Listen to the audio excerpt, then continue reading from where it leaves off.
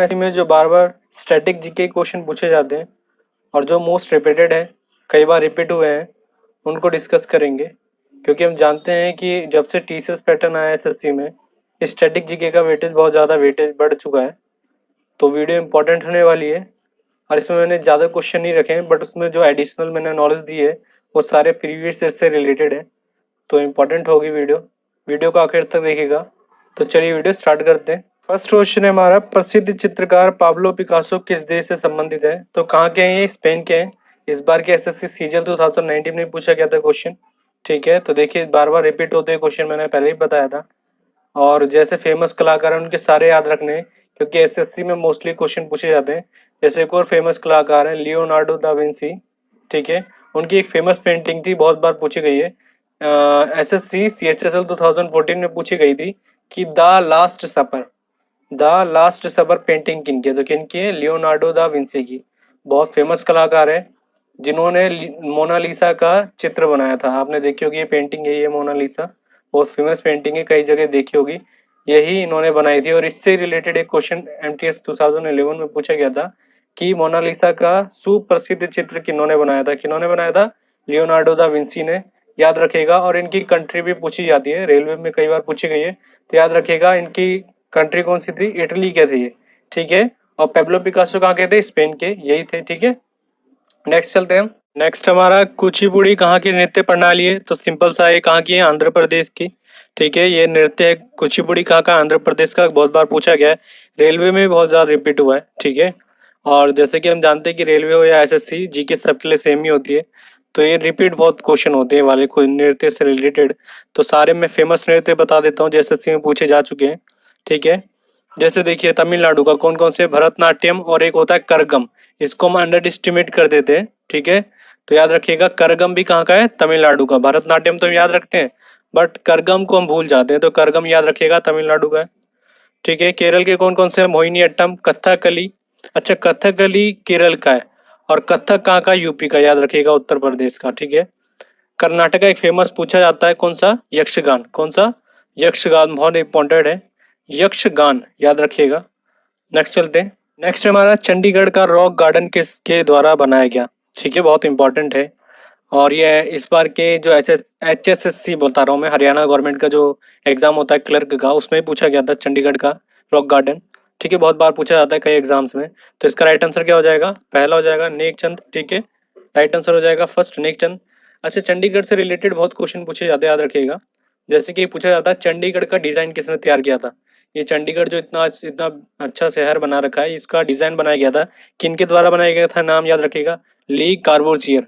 दोबारा बोल रहा हूँ मैं, ली कार्बोजियर। ठीक है, और कहाँ के थे? फ्रांस के थे, याद रखिएगा, बहुत इंपॉर्टेंट है। कंट्री भी पूछी जाती है इनकी, और एसएससी में पूछा जा चुका है, इसलिए मैं बता रहा हूँ आपको।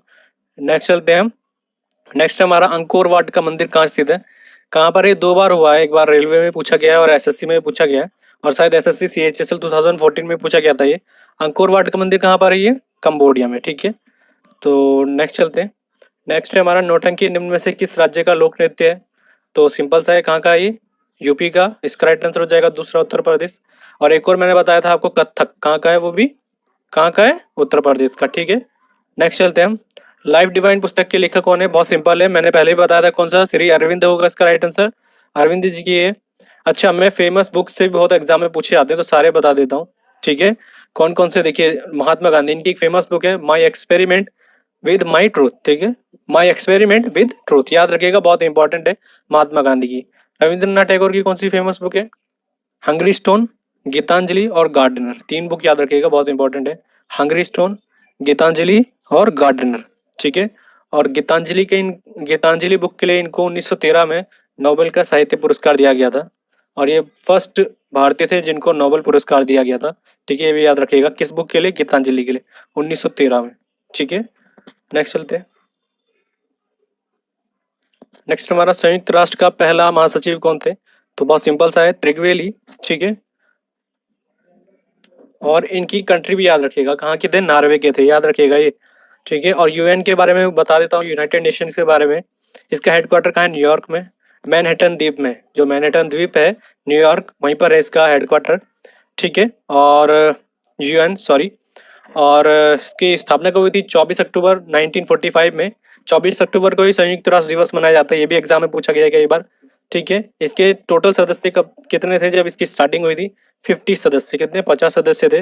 और एक क्वेश्चन पूछा जा चुका है एसएससी में कि भारत ने कब इसकी सदस्यता ली थी, कब एंटर किया था यूएन में, यूनाइटेड नेशन में?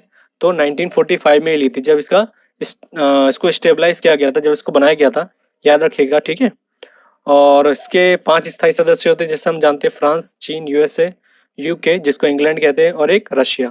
ठीक है, और देखिए एक क्वेश्चन और पूछा गया था सीजीएल 2013 में कि इसके जो अस्थायी सदस्य होते हैं, स्थायी सदस्यों को छोड़ के जो अस्थायी सदस्य होते हैं उनका कार्यकाल कितने वर्ष का होता है? तो कितने वर्ष का होता है?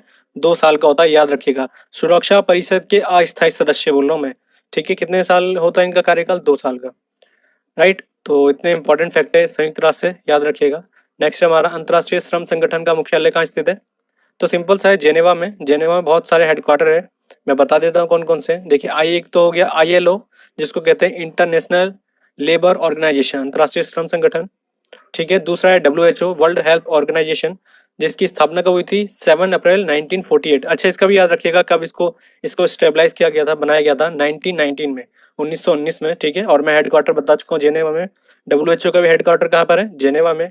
WTO, वर्ल्ड ट्रेड ऑर्गेनाइजेशन, इसका हेडक्वार्टर भी कहाँ पर है? जेनेवा में। ठीक है, और अच्छा, इसकी स्थापना कब हुई थी? 1 जनवरी 1995 में, याद रखिएगा।